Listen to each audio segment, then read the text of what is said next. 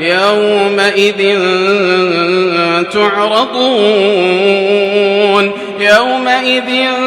تعرضون لا تخفى منكم خافية فأما من أوتي كتابه بيمينه فيقول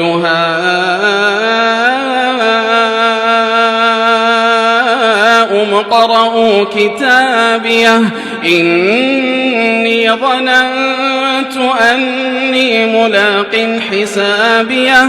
فهو في عيشة راضية في جنة عالية قطوفها دانية كلوا واشربوا هنيئا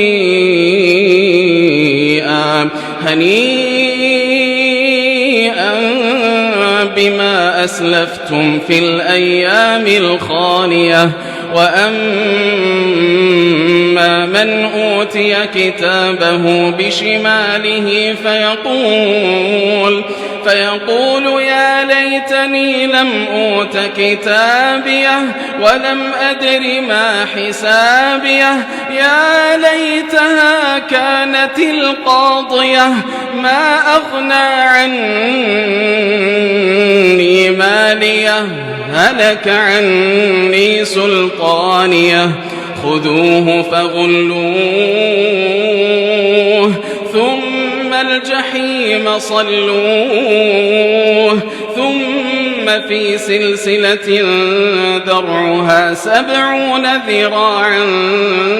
فاسلكوه إنه كان لا يؤمن بالله العظيم ولا يحض على طعام المسكين فليس له اليوم هاهنا حميم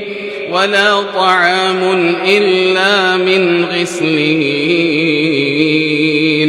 لا يأكله إلا الخاطئون.